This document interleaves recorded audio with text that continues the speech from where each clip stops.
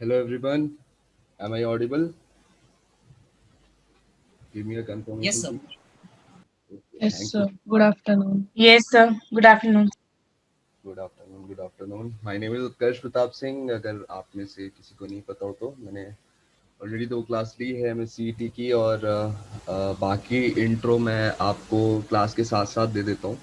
और आज आपका सितंबर का मैं करंट अफेयर कवर करवाऊंगा. शायद आपका हो चुका है एक बार, आई गेस, राइट? सितंबर के करंट अफेयर्स हुए हैं क्या आपके? एनीवन? ओके. तो सितंबर के करंट अफेयर्स हम करने वाले हैं. तो स्टार्ट करते हैं. थोड़ा क्लैट के ही पैटर्न में चलेंगे, बट थोड़ा आज उल्टा चलेंगे. हम क्वेश्चंस के थ्रू उनकी डिटेल्स जानेंगे, ठीक है? मैम ने बताया कि ऑलरेडी आपकी सितंबर की करंट अफेयर की क्लासेस हो चुकी हैं, तो मैं डायरेक्ट क्वेश्चंस पे आऊँगा, फिर उससे आपको डिटेल समझा दूंगा, ठीक है? और थोड़े से हार्ड क्वेश्चंस स्टार्टिंग में रखेंगे और लास्ट में इजी पे आ जाएंगे, क्योंकि लास्ट तक थोड़ा सा क्या हो जाता है, बोर होने लगता है, तो लास्ट में धीरे धीरे वो कर देंगे, इजी कर देंगे क्वेश्चंस. चलो, पहला क्वेश्चन है हमारा, नेम द कंट्री. और रिस्पॉन्स चाहिए मुझे, ठीक है? क्वेश्चंस में रिस्पॉन्स चाहिए. जब मैं एक्सप्लेन कर रहा हूँ तब आप लोग सब म्यूट कर लेना अपना ऑडियो. तो देखिए, पहला क्वेश्चन है, name the country which has won championship gold medal in 2020 online FIDE chess olympiad. Any idea? Number 1 Russia, number 2 India, third United States, both first and second. Sir, India and Russia. Sir, option 4. Exactly, बहुत बढ़िया. तो इसके sir बारे में, India.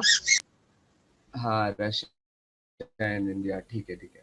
देखिए, इसके बारे में आपको क्या क्या आइडिया है? सबसे पहले ये अलग क्यों हो जाता है? ये वाली वर्ल्ड चैंपियनशिप जो हमारी थी, ये क्यों अलग हो जाती है?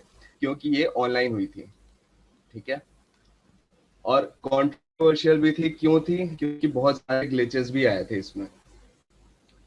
जब चल रहा था ये आपका चेस हो रहा था, गेम हो रहा था, तो बहुत सारे ग्लिचेस आए थे, बहुत सारी कंट्रोवर्सीज हुई थी. इंडिया पहले जीत नहीं रही थी. पहले रशिया को विनर डिक्लेयर कर दिया गया था, बट फिर इंडिया वाले एकदम अड़ गए कि नहीं, हमारे टेक्निकल ग्लिच की वजह से हम हारे, हमारी इंटरनेट कनेक्टिविटी चली गई थी या जो भी. उसके बाद बहुत लड़ने के बाद अपने हक के लिए उन्होंने लड़ाई की, इंडिया वालों ने. फिर उनको, इंडिया और रशिया को, दोनों को नंबर 1 के प्लेस पे इक्वली बैठा दिया गया. देखिए, इंपॉर्टेंट पॉइंट्स देखते हैं. 30 अगस्त को हुआ था 2020 में. India and Russia way declare joint winners of the 2020 online, ठीक है? ये सबसे पहले ऑनलाइन था. सबसे पहले क्यों था? कोई डाउट ही नहीं है, कोविड की वजह से था, है ना? और आपका FIDE का फुल फॉर्म क्या हो जाएगा? International chess federation.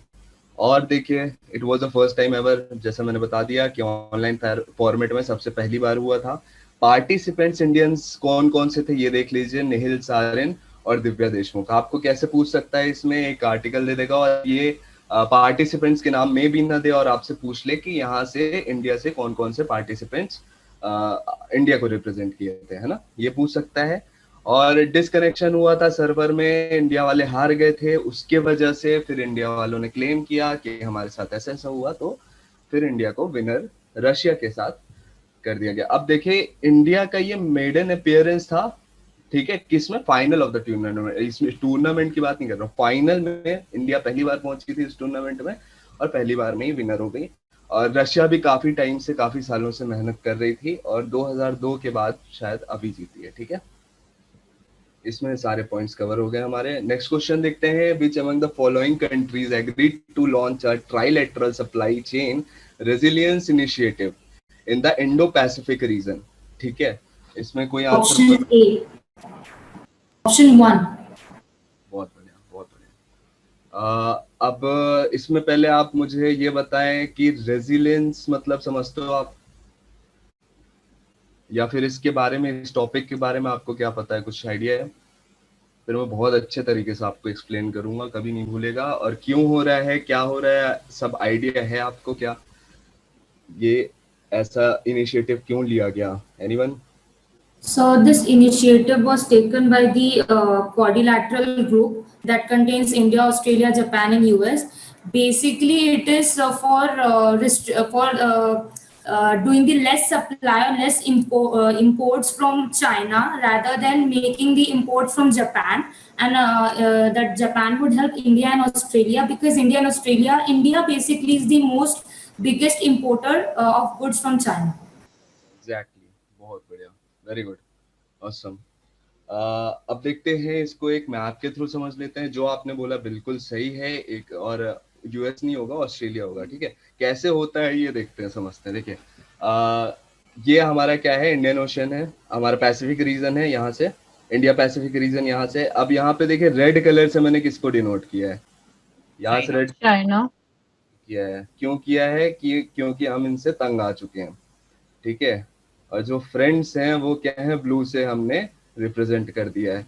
ये है आपका इंडिया, ये है आपका ऑस्ट्रेलिया, और ये है आपका क्या, जापान, ठीक है। अब इनकी पोजीशन देखिए कितनी स्ट्रैटेजिक वे में कितनी अच्छी है। अगर हम यहाँ से सारे एक्सपोर्ट्स इंपोर्ट्स हम अपने में ही करते रहे तो चाइना का तो पूरा हम एग्जिस्टेंस ही खत्म कर देंगे मार्केट में। तो ये एक्चुअली इनिशिएटिव लिया किसके द्वारा गया है, ये जापान के द्वारा लिया गया है। उन्होंने ऐसा प्लान मतलब सजेस्ट किया कि हम ऐसा करते हैं कि चाइना जो अपने इंपोर्ट्स एक्सपोर्ट्स बढ़ा रहा है उसको, उसका क्या करते हैं, थोड़ा सा उसको कंट्रोल में लाते हैं। क्योंकि सुपर पावर हो जाएगा तो चाइना सब अपनी मनमर्जी करता है, ठीक है। कहीं इसको लोन में डाल देगा, ठीक है। कॉलोनियलिज्म का एक मतलब ट्राई कर रहा है चाइना, बोल सकते हैं कि पाकिस्तान को डेट में डाल दिया काफी सारा, श्रीलंका को ऐसे कर दिया है ना, अपना वो कॉरिडोर बनाते बनाते इन लोग, चाइना की स्ट्रैटेजी बहुत गंदी होती जा रही है। तो हम क्या कोशिश कर रहे हैं, चाइना को जितना ज्यादा से ज्यादा वो सप्रेस कर सके। तो हमारा ट्रेड ऐसे ही ऐसे ऐसे चलता रहे और यहाँ से इनका एग्जिस्टेंस खत्म कर दिया जाए, ठीक है। और इसमें देख लो आप क्या क्या है, इंडिया जापान और ऑस्ट्रेलिया तो है ही, आपने बता ही दिया खुद से ही। और क्या क्या देखेंगे, फोकस किस पे करेंगे, free transparent trade and investment environment in the region, ठीक है, ये होगा, ठीक है। तो ट्रांसपेरेंट ट्रेड होगा, इन्वेस्टमेंट होगा किस पे, एनवायरनमेंट में, इस रीजन पे। और India's minister of commerce and industry कौन है, पीयूष गोयल है, वो इस मीटिंग में गए थे, ठीक है। गए क्या थे, अब वर्चुअली हो रही है अब तो सारी मीटिंग। तो यहाँ से इंडिया को रिप्रेजेंट किया था पीयूष गोयल ने। The initiative was proposed by Japan, जैसे मैंने आपको बता दिया, and will aim to reduce the dependency on China and counter its dominance on trade. Dominance जो बना रखा है ट्रेड पे चाइना ने, उसको हम क्या करेंगे, अब काउंटर करेंगे मिलके हम तीनों कंट्री। फाइन, नेक्स्ट क्वेश्चन देखते हैं। अभी थोड़ा डिटेल्ड वाले क्वेश्चन जिसमें ज्यादा एनालिसिस की जरूरत है वो देख रहे हैं, तो थोड़ा ध्यान, स्टार्टिंग के 30-40 मिनट्स एकदम ध्यान से सुनिएगा, फिर तो इजी आ जाएगा सब कुछ, ठीक है। Which institute of CSIR has developed the world largest solar tree at Durgapur, West Bengal? Any idea? Guesses? Guess ही मारो, कोई दिक्कत नहीं, गलती करोगे सीखोगे, याद रहेगा हमेशा। Option 4. Option second. और दो बच्चे Option first. और जो बच्चा है उसको भी बोल लो। Option second. और कोई हो गया, ठीक है, चलो। आंसर है थर्ड। मतलब इसको इससे क्या दुश्मनी है, आंसर से तुम्हारी दुश्मनी है क्या? इसको छोड़ के सारे बोला आपने, फर्स्ट सेकंड फोर्थ सब, चलो कोई दिक्कत नहीं है।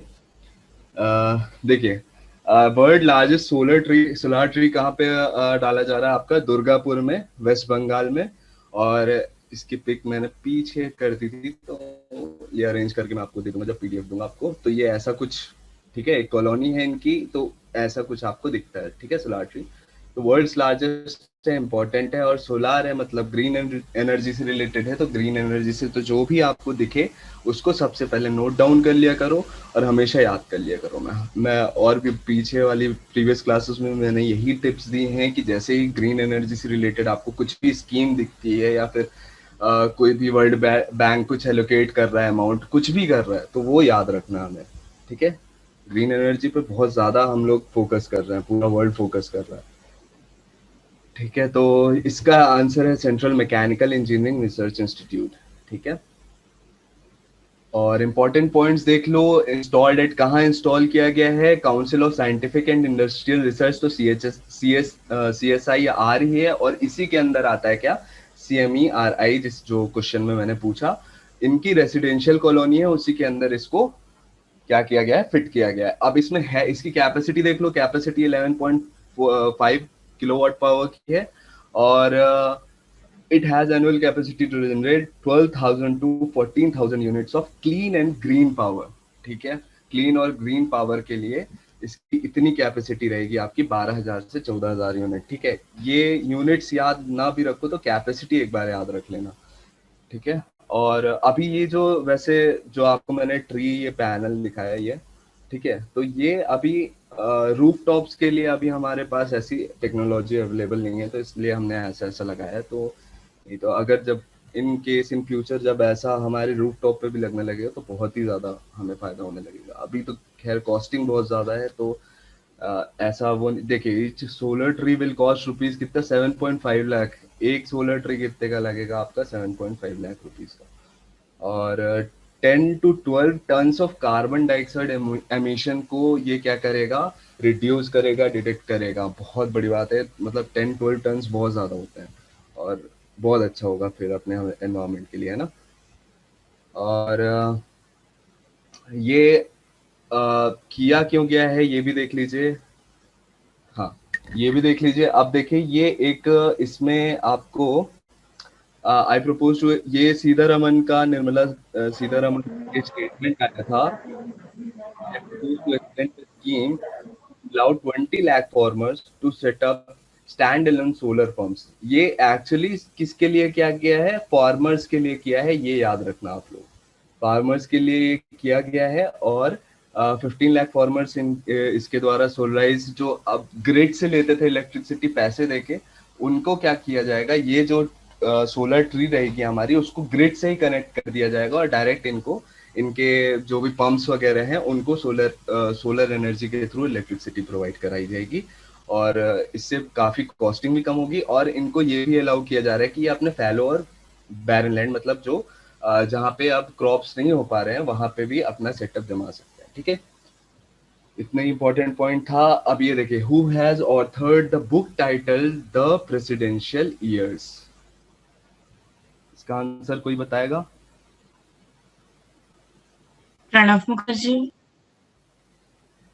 प्रणब मुखर्जी, बिल्कुल सही है आपका आंसर। ठीक है, और इसमें एक्चुअली है क्या, इसमें वो जैसे फंक्शनिंग होती है, ठीक है, प्रेसिडेंट कैसे कैसे फंक्शन करता है, उनको क्या क्या हैंडल करना पड़ता है सिचुएशंस, वो सब देखेंगे। अब इम्पोर्टेंट पॉइंट्स देख लो आप। इसमें लंग इन्फेक्शन के थ्रू मरे थे, इनका ब्रेन की कुछ सर्जरी थी, तो ये आर्मी हॉस्पिटल में एक उसमें एडमिट थे, और वहाँ पे उनको कोरोना भी साथ साथ हो गया था, तो मे भी कोरोना की वजह से ही लंग इन्फेक्शन हुआ होगा। तो थी क्रिटिकल सिचुएशन थी, तो उनकी डेथ हो गई। और ये याद रखना कौन से प्रेसिडेंट थे इंडिया के, बहुत इंपॉर्टेंट है, 13th प्रेसिडेंट ऑफ इंडिया थे, बहुत ज़्यादा इंपॉर्टेंट है। ठीक है, और पब्लिकेशन याद रख लेना, रूपा पब्लिकेशंस थी। ठीक है, पब्लिकेशन भी पूछ सकता है, और बुक बहुत इंपॉर्टेंट हो जाती है, बहुत ज़्यादा। द प्रेसिडेंशियल ईयर्स जो है बहुत ज़्यादा इंपॉर्टेंट हो जाती है, क्योंकि इनका डिमाइस हुआ, और इस टाइम पे तो बहुत ज़्यादा ज़रूरी हो जाएगी इनकी बुक। ठीक है, अगला क्वेश्चन देखते हैं। Which state government received the note from Insurance Regulatory and Development Authority IRDA recently to form its own insurance firm. किस स्टेट गवर्नमेंट को ऐसा अथॉरिटी दी गई है IRDA से कि आप अपना खुद का इंश्योरेंस फॉर्म डाल दो? कोई आइडिया? जल्दी, फटाफट फटाफट गेसेस मारो। ठीक है, कोई दिक्कत नहीं है। आंध्र प्रदेश। राइट, ठीक है, गेसेस मारो। आप मिस्टेक करोगे ना तो आपको लाइफ टाइम के लिए वो चीज याद हो जाएगी। आपको याद आ जाएगा कि जो याद है वो तो याद ही है आपको, और जब जहां गलती करोगे ना आप, आपको वो चीज याद रहेगी कि मैंने ये गलती किया था, और फिर सर ने ऐसी मिस्टेक मेरी सही की थी। ठीक है, तो आंसर सबको देना है। ठीक है, फटाफट सेकंड्स में, टाइम नहीं वेस्ट करना है। चलो ठीक है, आंध्र प्रदेश हमारा सही है। तो आंध्र प्रदेश को क्या है, इंश्योरेंस के लिए इंश्योरेंस फर्म अपना डालने के लिए क्या IRDA से क्या मिल गई है, NOD मिल गई, नॉड मिल गया, ठीक है। अब देखो इसमें क्या है, फर्म किस प्रकार का होगा ये पूछ सकता है कि क्रॉप इंश्योरेंस फर्म डाल रही है, ठीक है। ऐसी कुछ भी अपने उसके बेनिफिट के लिए नहीं, फार्मर्स के बेनिफिट के लिए क्रॉप इंश्योरेंस फर्म डाला जा रहा है आंध्र प्रदेश के द्वारा। और उसका नाम क्या रहेगा ये भी इंपॉर्टेंट है कि Andhra Pradesh general insurance company, ठीक है, APGIC। क्लियर। अब देखिए इसके पहले अगर बात किया जाए कि ये क्या फर्स्ट ऐसी स्टेट है कि जिनको ऐसा क्रॉप इंश्योरेंस फर्म डालने के लिए IRDA वो कर रही है, मतलब अलाउ कर रही है, तो ऐसा नहीं है।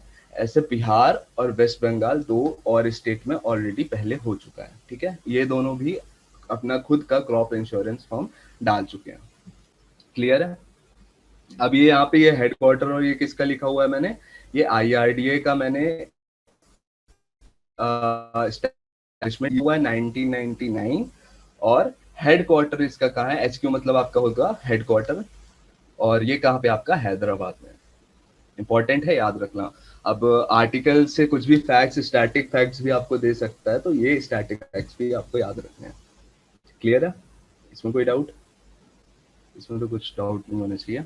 चलिए देखते हैं, who authored the book named the commonwealth of cricket, a lifelong love affair with the most subtle and sophisticated game known to humankind। ऐसी बुक किसने लिखी है, the commonwealth of cricket, life long love affair with most subtle and sophisticated game known to humankind.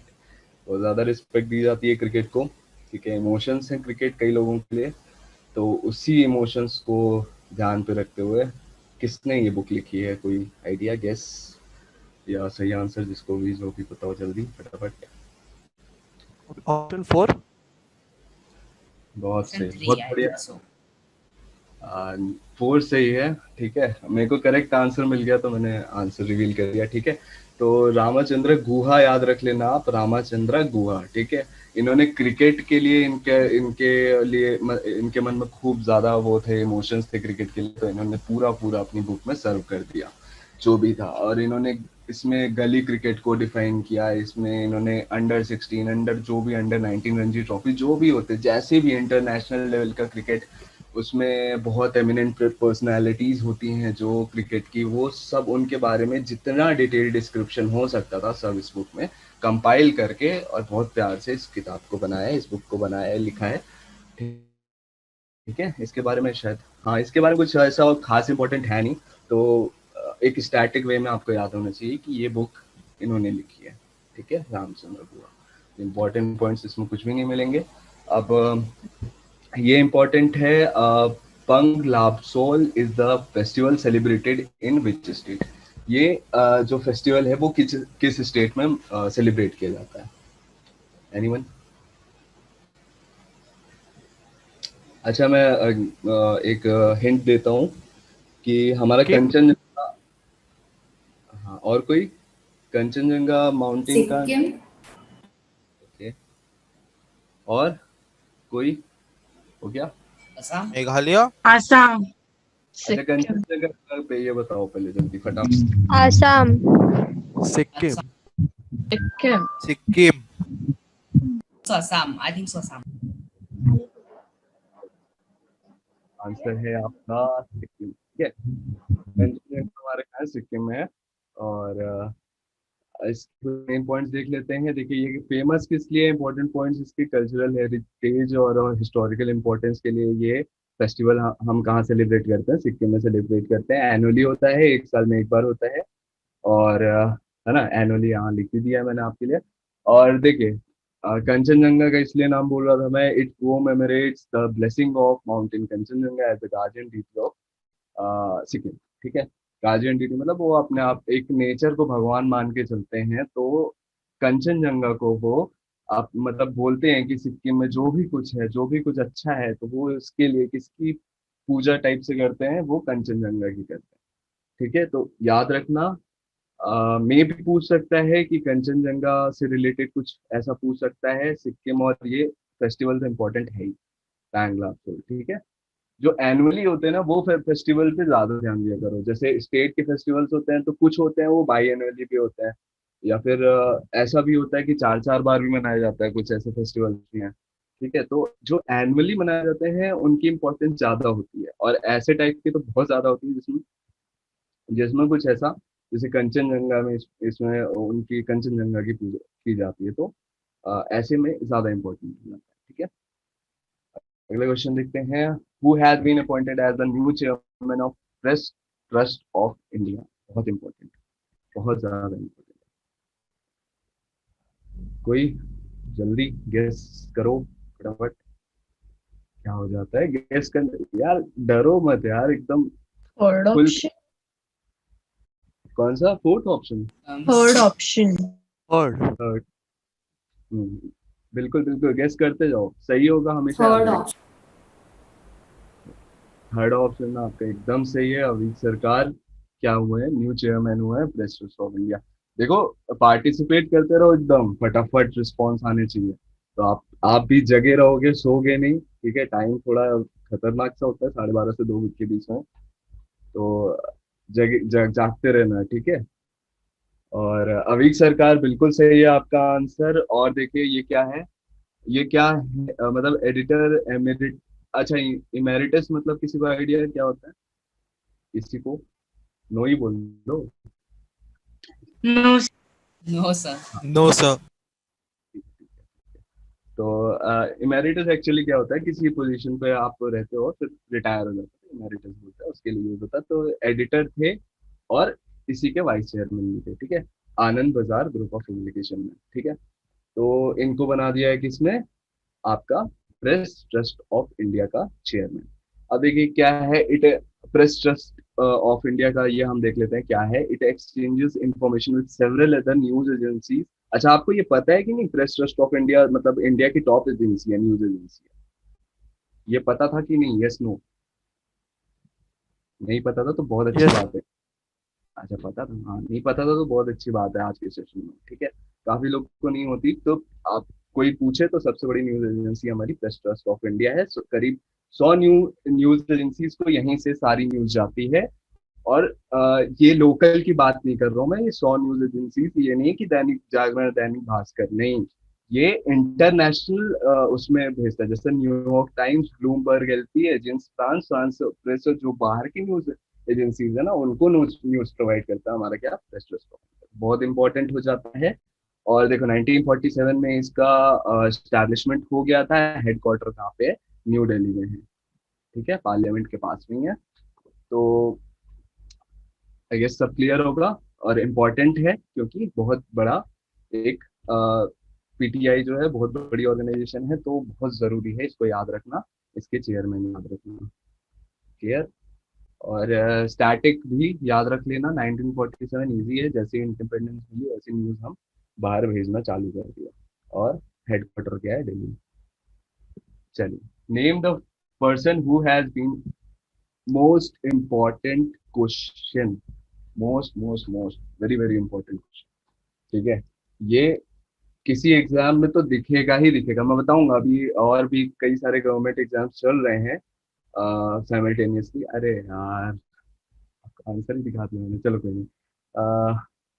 तो बहुत ज़्यादा important है, और मैं बताऊंगा आपको। ठीक है, अभी कुछ एग्जाम्स चल रहे हैं, गवर्नमेंट एग्जाम्स भी चल रहे हैं, और ये वाला क्वेश्चन आपको मैं बताऊंगा, कहीं ना कहीं ये तो आएगा पक्का। ठीक है, अब क्यों आएगा मैं बताता हूँ। Name the person who has been given charge is the first ever CEO of Railway Board. Railway Board के फर्स्ट एवर सीईओ किसको अपॉइंट किया गया है, किसको चार्ज दिया गया है, और ये फर्स्ट टाइम है। तो बताओ, अगर नहीं Vinod Kumar Yadav. Vinod Kumar Vinod Yadav. Kumar Yadav. चलो ठीक है, मतलब याद पहले से विनोद कुमार यादव बोल दो। ठीक है, विनोद कुमार यादव बिल्कुल सही है। अब देखते हैं ये हुआ क्यों, कैसे हुआ, क्यों हुआ। ठीक है, तो हम क्या कर रहे हैं अब, इंडिया में ये हो रहा है आपका। तो इम्पोर्टेंट पॉइंट्स देखते हैं। रीस्ट्रक्चरिंग द रेलवे बोर्ड, ये क्यों किया जा रहा है? क्योंकि पूरे के पूरे रेलवे बोर्ड को क्या किया जा रहा है, रिस्ट्रक्चर किया जा रहा है। 8 8 बोर्ड मेंबर्स होते थे, उसकी जगह 5 बोर्ड मेंबर्स होंगे। और अच्छा, चेयरमैन कौन होगा? सीईओ अगर विनोद कुमार यादव है, तो चेयरमैन भी होते हैं ना रेलवे बोर्ड के, वो कौन होंगे ये बता दो। Yes, Mr. और कोई आइडिया? यहीं पे ऑप्शन में ही आंसर। ठीक है, चलो गेस करो जल्दी। प्रदीप कुमार, विनोद कुमार यादव। ठीक है, सीईओ विनोद कुमार यादव है। चेयरमैन कौन है? ठीक है, आई गेस सबने आंसर दे दिया है, तो बिल्कुल लास्ट वाला आपने नाम बताया आप, बहुत सही आंसर था। चेयरमैन भी यही है, सीईओ भी यही है, भूलना मत। चेयरमैन भी यही है, सीईओ भी यही है। ठीक है, मैंने बताया आपको क्या, कि रीस्ट्रक्चरिंग कर रहे हैं रेलवे बोर्ड की, और उसमें कर क्या रहे हैं कि जितने भी जो मतलब ऐसे इतने, एक चीज एक डिपार्टमेंट को मान लो कुछ भी मैनेजमेंट डिपार्टमेंट है, उसमें सब डिवीजन इतना कर रखा था ना, कि ऐसा होता था जैसे ऑफिस ऑफिस देखा होगा आपने, बहुत पहले आता था कि ये फाइल गई यहाँ, फिर बोले ये मेरा काम नहीं है, ये तो आपका अगला ये वाला काम करेगा, इनके पास जाइए, मिश्रा साहब के पास जाइए, तो वो लेके फाइल इधर उधर घूमते थे लोग। और काम ऐसे क्या होता था, डिले होता रहता था, एक यहाँ भेजता है, एक वहां से वहां भेजता है, और ये डिले जो प्रोसीजर था, कि डिले जो हो रहा था हमारे इसमें, तो वो क्यों हो रहा था कि बहुत ज्यादा क्लटर हो रखी थी चीजें, बहुत सारे मेंबर्स थे, बहुत सारे डिपार्टमेंट्स थे। तो अब क्या होगा, रीस्ट्रक्चरिंग होगी, और सीईओ चेयरमैन सेम होंगे, और ये इंपॉर्टेंट क्वेश्चन है। ठीक है, ये भी इंपॉर्टेंट क्वेश्चन है, यहाँ मैंने लिखा नहीं है। ठीक है, आप लिख लेना पीडीएफ, मतलब नोट्स अगर बना रहे हो तो नोट्स में जरूर लिख लेना कि सीईओ चेयरमैन दोनों हैं। ठीक है, यहाँ पे मैंने कहीं नहीं मेंशन किया है, माय बैड। तो हाँ, अब आते हैं वापस की रीस्ट्रक्चरिंग होगी कैसे। मेंबर्स कम किए जाएंगे, 8 बोर्ड मेंबर्स से 5 मेंबर्स ही रहेंगे अब। और देखो क्या करेंगे, इंटीग्रेटेड सिस्टम कर देंगे, जैसे मैंने बोला, will cut the clutter in decision making, organise the working of the Railway Board and its zones along more commercial lines. ठीक है, बहुत सारे जोन्स हैं हमारे यहाँ, तो सारे जगह सबको मैनेज करने के लिए वो क्या होगा, थोड़ा सिस्टम क्या होगा, इंटीग्रेटेड हो जाएगा। अभी एक वर्टिकल सिस्टम था, आपको वर्टिकल सिस्टम समझ में आता हो, जैसे हिरार्की चलती है, तो आपका ऐसे एक पॉइंट आया, उससे सब डिविजन्स निकलते हैं, फिर उस सब डिविजन्स के अंदर और सब डिविजन्स निकलते हैं, तो ऐसा कुछ, ऐसा आपका क्या था, डिपार्टमेंटलिज्म था। ठीक है, ये था रेलवे में, जिसके वजह से काम बहुत ही ज्यादा डिले होता था। और इसके वजह से क्या होता था, अब क्या कर रहे हैं रेलवे, बहुत ज्यादा ध्यान दिया जा रहा है। तो अभी मैं ये नहीं बोल सकता कि ये जो हो रहा है वो सही हो रहा है कि नहीं, क्योंकि कुछ इससे मुझे, ये दिसंबर में इसके बारे में और डिस्कशन होगा, फर्दर डिस्कशन होगा। अभी तो सिर्फ ये सीईओ चेयरमैन का डिसाइड हुआ है, दिसंबर में इसके बारे में डिटेल डिस्कशन होगा। अब मुझे हल्का सा लग रहा है, ऐसा डाउट लग रहा है कि प्राइवेटाइजेशन होगा हल्का। अब कैसा, पूरा तो नहीं करेंगे मेरे ख्याल से, पीएसयू टाइप सा कुछ ऐसा कन्वर्ट करना। अभी तो क्या है, सेंट्रल गवर्नमेंट के अंदर आती है ना रेलवे, इसमें कोई कंफ्यूजन डाउट तो नहीं है। पूरा का पूरा एयर इंडिया और ये जो रेलवे है वो पूरा पूरा सेंट्रल गवर्नमेंट के अंदर आता है। बट उसको मुझे लग रहा है कि पीएसयू, आप भी ठीक है, ये मैं अपने व्यूज दे रहा हूँ, बट अब कैसा होता है इनका जो रीस्ट्रक्चरिंग का जो ये काम है, ये कैसा चलता है, वर्क करता है कि नहीं, ये मैं अभी नहीं बोल सकता। बाकी स्पीड स्पीड अप होता तो हमारी कंट्री के लिए अच्छा है। ठीक है, it will streamline railway operations and provide flexibility the way railways deploy people. जैसे डिप्लॉय भी करती है कहीं पे भी काम जैसे डिवाइड करती है लोगों पे, तो उसमें भी उनको थोड़ी फ्लेक्सिबिलिटी आएगी, थोड़ा आराम मिलेगा रेलवे ऑपरेशन में। ठीक है, अब देखते हैं next question, which Indian state rank top in the ease of doing business. ये बहुत क्वेश्चन देखा है मैंने। ठीक है, 4 साल में मैंने बहुत देखा है। ठीक है, 4 साल में जब एस्पिरेंट था, ठीक है, मैंने बहुत सारे एग्जाम क्रैक किए। मैंने जैसा आपको स्टार्टिंग में बोला था, इंट्रो बीच में दे दूंगा क्लास के, तो मैंने बहुत सारे एग्जाम निकाले, जैसे एयरफोर्स कॉमन एप्टीट्यूड टेस्ट, जो लॉजिस्टिक एडमिनिस्ट्रेटिव में ऑफिसर रैंक मिलती है, वो उसका मैंने प्री भी निकाला है, और उसका मैंने एसएसबी का भी स्क्रीनिंग क्लियर किया हुआ है, मेडिकल आउट था तो। ठीक है, वो और बाकी एसएससी सीजीएल, एसएससी सीपीओ, ऐसे एग्जाम्स तो बहुत निकाले। डीएमआरसी का मेरा निकला हुआ है, दिल्ली मेट्रो जो बोलते हैं, और इंटेलिजेंस ब्यूरो का। तो मेरे एक्सपीरियंस के थ्रू मैं बता रहा हूँ, ये क्वेश्चन बहुत देखने मिलता है कि ease of doing business, EODB ranking 29 पूछता है आपसे। तो इसमें रिलीज भाई ये किसके द्वारा रिलीज होता है, कौन रिलीज करता है, तो ministry of commerce and industries, PPIIT. ठीक है, तो कोई आइडिया इसका? उत्तर प्रदेश। उत्तर प्रदेश।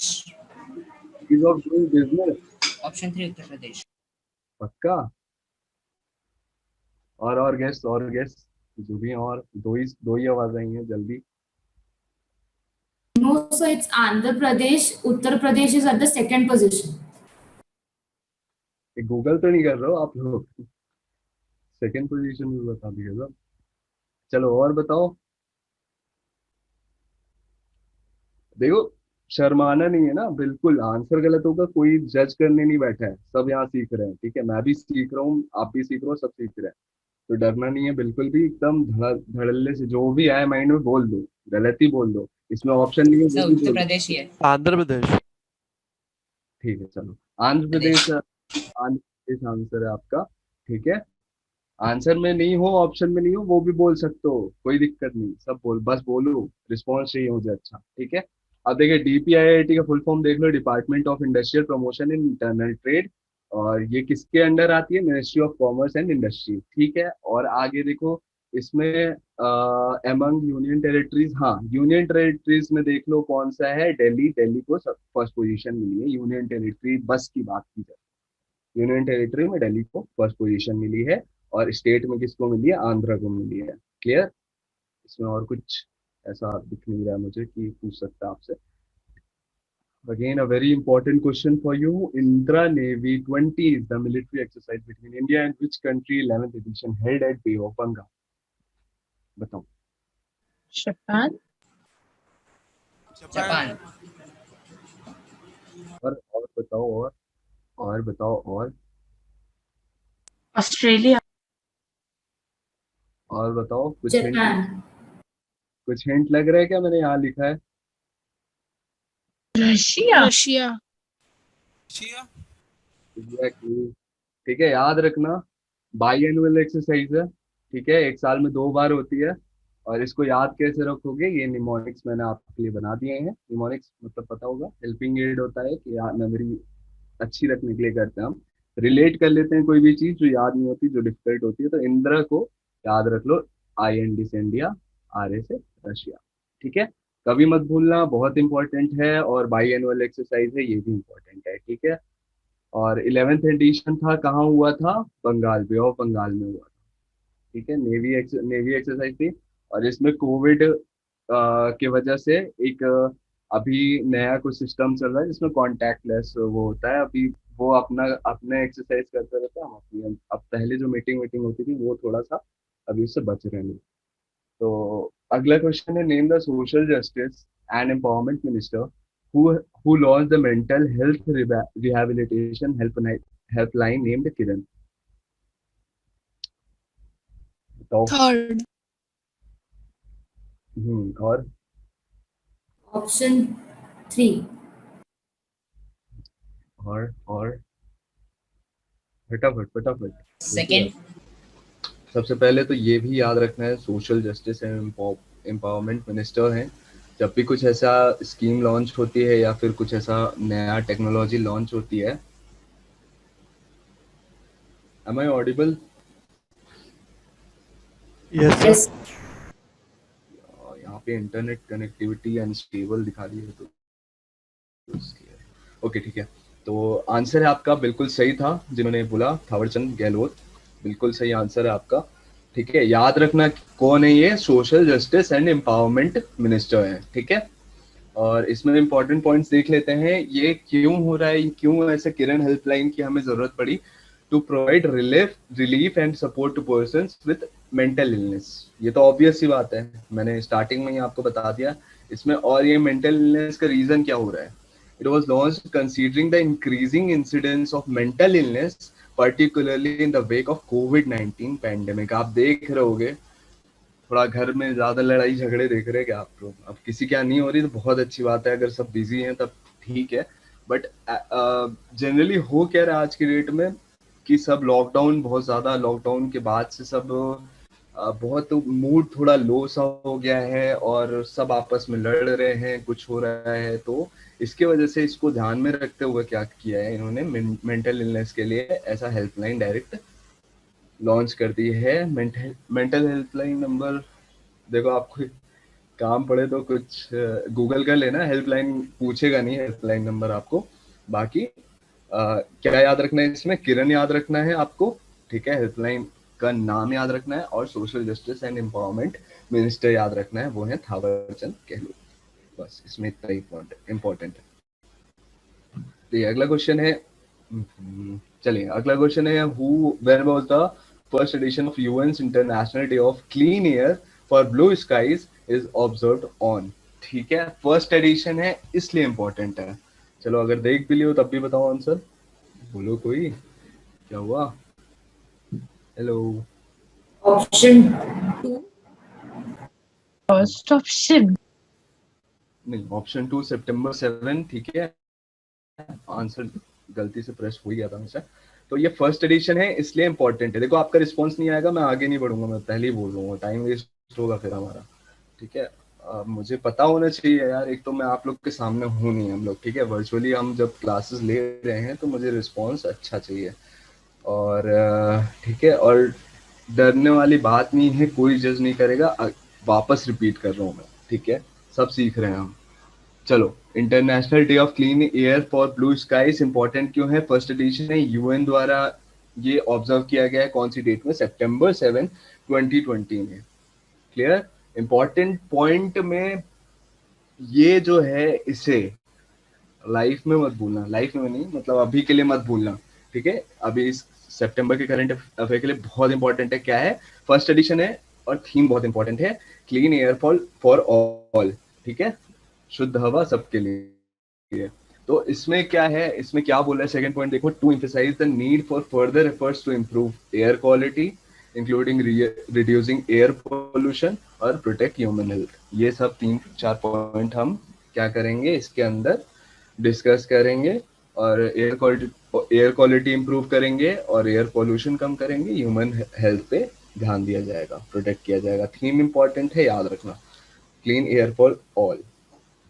अगला क्वेश्चन है, World Bank has signed $82 million worth deal with which state for road transportation project? Guess मारो, वर्ल्ड बैंक ने लोन दिया है इसलिए इंपॉर्टेंट है, ठीक है। वर्ल्ड बैंक ने $82 मिलियन का डील किया है किसके साथ? उत्तर किस स्टेट के प्रदेश। साथ? ओके, और हिमाचल। तो हिमाचल प्रदेश एकदम सही आंसर है आपका। वर्ल्ड बैंक जो है $82 मिलियन की डील साइन की है, और किसके लिए? रोड ट्रांसफॉर्मेशन के लिए, रोड का पूरा एकदम स्ट्रक्चर चेंज कर देना इन्हें, किसके लिए? हिमाचल प्रदेश के साथ इनकी डील साइन हुई है, $82 मिलियन, ये भी जरूरी है याद रखना, ठीक है। हाँ, अब क्वेश्चन देखते हैं, India's first integrated air ambulance service was launched eight which city? बहुत इंपॉर्टेंट है, बहुत इंपॉर्टेंट है, क्योंकि फर्स्ट है, जो भी फर्स्ट है, कभी पहली बार हो रही है इंडिया में, इस तो वो इम्पोर्टेंट है। तो इंडिया की first integrated air ambulance service कौन सी होगी, किस सिटी में लॉन्च होगी? बेंगलुरु। बेंगलुरु। ऑप्शन 4।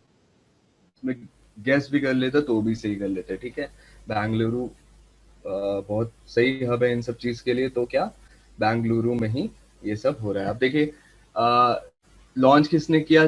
कर्नाटका के चीफ मिनिस्टर BS येदियुरप्पा ने। तो सीएम का नाम भी स्टैटिक में पूछ सकता आपसे। Launch the countries first integrated air at, ये याद रख लेना, और जाकुर एयरड्रोम बेंगलुरु में हुआ है, ठीक है, ये याद रख लेना आप। एक और चीज एक्स्ट्रा याद रखना हो तो, कि एयर एम्बुलेंस सर्विस जो हुई और जो भी लॉन्च हुआ, तो वो कहाँ पे? उसमें जाकुर एरोड्रोम बेंगलुरु पे स्टार्ट हुआ, कि चीफ मिनिस्टर BS येदियुरप्पा याद रहना चाहिए। अगला क्वेश्चन देखते हैं, name the organisation which will be leading the procurement and supply of कोविड-19 वैक्सीन? ये बताओ, ये एमनेस्टी इंटरनेशनल। ऑप्शन 3। ऑप्शन हाँ, ऑप्शन 3। 3। और कोई? वर्ल्ड हेल्थ ऑर्गेनाइजेशन नहीं लग रहा किसी को? अभी तक सारी इंफॉर्मेशन नो तो नहीं लग रहा? अच्छा Sir, it's far too obvious. नहीं, हाँ तो वर्ल्ड हेल्थ ऑर्गेनाइजेशन अभी सारी इंफॉर्मेशन प्रोवाइड कर रही है कोविड के बारे में हमें, ठीक है, कि कोविड कैसा फैल रहा है, मतलब क्या इसकी इंटेंसिटी है, कितना फैलेगा, क्या इसके आगे क्या इसके कॉम्प्लिकेशंस हो सकते हैं, ये सब डिस्कस कर रहा है। तो किसी को इस पे नहीं आ रहा डाउट कि ये हो सकता है वर्ल्ड हेल्थ ऑर्गेनाइजेशन, ठीक है। आपका आंसर लेकिन है इसमें यूनाइटेड नेशंस चिल्ड्रंस फंड, ठीक है, इसका आंसर ये है, ठीक है। कंफ्यूज करने के लिए आपको ऐसे ऑप्शंस देंगे ये, कई लोगों को लग सकता है कि वर्ल्ड हेल्थ ऑर्गेनाइजेशन जब अभी तक इसके बारे में बात कर रही है तो डब्ल्यूएचओ ही में भी क्या करे। प्रोक्योरमेंट एंड सप्लाई क्या होता है आपको पता है? प्रोक्योरमेंट मतलब पता है आपको? टेक्निकल टर्म है थोड़ा, एनीवन? Production. देख, हाँ उसमें प्रोक्योरमेंट, देखिए आपको ये सब टर्म्स ना ध्यान देना है, जैसे मैंने रेजिलियंस स्टार्टिंग में दिखाया था, प्रोक्योरमेंट हो गया, ये सब पे थोड़ा थोड़ा ध्यान देते रहिएगा, सुनते रहिएगा। ये मैं इस पॉइंट ऑफ व्यू से बोल रहा हूँ, जब भी आप कभी न्यूज़पेपर पढ़ेंगे तो आपको ऐसे ही टाइप के टर्म्स यूज करते हैं, ठीक है, ये टेक्निकल टर्म्स है न्यूज़पेपर के लिए, इंग्लिश न्यूज़पेपर के लिए। तो वहां पे जब आप ये, आपको पूरी पहले तो थीम समझनी है, न्यूज पेपर पढ़ने का तरीका आपका क्या होना चाहिए, पहले एक पैरा पढ़ लेना है, वो आपको समझ में आ जाएगा, उसमें भले ही आपको मीनिंग्स नहीं समझ में आए, लेकिन वो क्या बोलना चाह रहा है वो समझ में आ जाएगा, ठीक है। बाकी टेक्निकल टर्म्स ऐसे रहते हैं तो इनको ध्यान देते चलिएगा। प्रोक्योरमेंट तो मतलब होता है जब जो भी प्रोडक्शन, मान लो एक्स कंपनी प्रोड्यूस कर रही है कुछ, तो हम वहां से प्रॉपर अपने यहाँ ला रहे हैं और प्रोक्योरमेंट कर लिया हमने, ठीक है, एक कंपनी से उठाई सारी वैक्सीन हम अपने पास लाए और क्या कर दिया, नेक्स्ट स्टेप हमारा हो जाएगा क्या, सप्लाई, ठीक है। हम अपने पास ले आए, यहाँ से हम सप्लाई कर दिए, बहुत इजी इजी मतलब तरीके में मैंने एकदम लेमन लैंग्वेज में समझाया आपको। यहाँ से आपको उठाने को प्रोक्योरमेंट बोला, यहाँ से आपने पूरे वर्ल्ड में सप्लाई कर दिया तो उसको सप्लाई बोल दिया, ठीक है। तो इसका आंसर है यूनाइटेड नेशंस चिल्ड्रंस फंड, याद रखना। और इसके कुछ इंपॉर्टेंट पॉइंट्स हैं, देख लेते हैं इसमें इनके कंसर्न क्या होंगे, पहले वो देख लेते हैं। All countries should have safe fast and equitable access to initial doses of vaccine when they are available, ठीक है। इनका मेन कंसर्न क्या होगा कि जैसे ही वैक्सीन बन जाए तो safe, first of all safe तो बहुत जरूरी है कि मतलब उसमें कुछ ऐसे कॉम्प्लिकेशंस होने नहीं चाहिए, पता चला कोविड की जगह किसी और चीज से मर गए, ये सब नहीं होना चाहिए। तो इसीलिए ह्यूमन ट्रायल चल रहे हैं और इसीलिए आपकी वैक्सीन आने में टाइम लग रहा है, आपको पता ही होगा ये तो, है ना, कि टाइम क्यों लग रहा है, खूब सारे, कम से कम 5 फेजेस होते हैं गेस, और ह्यूमन ट्रायल्स में बहुत टाइम लगता है, एकदम जनरेशन को इन लोग क्या करते हैं, टेस्टिंग चलती है, जनरेशन पे टेस्टिंग चलती है। तो और बहुत सारे सैंपल्स लेने होते हैं और उनको कोविड होना चाहिए, एक तो इतनी सारी वो है कि क्या ही बोलो, वो उसी इसलिए टाइम ही लग रहा है। और कोई भी क्लेम कर रहा है कि दिसंबर में आएगी, जनवरी में आएगी, कहीं नहीं आनी, ठीक है, मैं बोल रहा हूँ कहीं नहीं आनी। मार्च तक आपको न्यूज आएगी, हाँ ठीक है, इसने इस वैक्सीन ने ये पूरा अपने ट्रायल्स कंप्लीट कर लिए, और आपका मैं बता रहा हूँ जुलाई तक ये सारी प्रोसीजर स्टार्ट हो। आप रिटर्न में ले लो, मैंने डॉक्टर्स से डायरेक्ट बात की, डॉक्टर्स ने ऐसा ऐसा बोला कि यहाँ पे अभी जो भी चल रहा है वो सब अपने स्टेट्स इंक्रीज करने के लिए कर रहे हैं, अपने शेयर्स इंक्रीज करने के लिए कर रहे हैं, जिससे उनकी कंपनी में लोग पैसा लगाए, ठीक है, मे बी अब देखते हैं, ठीक है, ये सब फालतू की बात हो गई। तो इनका मेन कंसर्न क्या है, जैसे मैंने बताया, सेफ फास्ट और equitable access to initial doses of vaccine, vaccine के इनिशियल डोजेज के लिए अच्छे से मतलब हर जगह अवेलेबल करवा दें, इनका मेन कंसर्न ये है। और the procurement and distribution will involve 170 economics, 170 countries को ये कवर करेंगे, and have the potential to make it largest, ठीक है, इंपॉर्टेंट क्या है वो देखो, make it the largest and fastest ever kind of operation, ठीक है, हो ही जाएगा। ऐसा पैंडेमिक तो 100 साल बाद ही आ रहा है हमारे यहाँ, हमारे वर्ल्ड में। तो इतने इतने बड़े मास लेवल में हम प्रोक्योरमेंट और डिस्ट्रीब्यूशन इससे पहले हमने किया नहीं, और अब करेंगे तो ये क्या हो जाएगा, largest and fastest ever kind of operation हो जाएगा। इसलिए ये बहुत ज्यादा अभी अभी के करंट अफेयर के पॉइंट ऑफ व्यू से इंपॉर्टेंट नहीं होगा, तो आने वाले मार्च से जून या जुलाई के टाइम पे ये बहुत ज्यादा इंपॉर्टेंट हो जाएगा, ठीक है, तो इसको याद रखना। और यूनिसेफ कोलैबोरेट किसके साथ करेगी वो ये देख लो।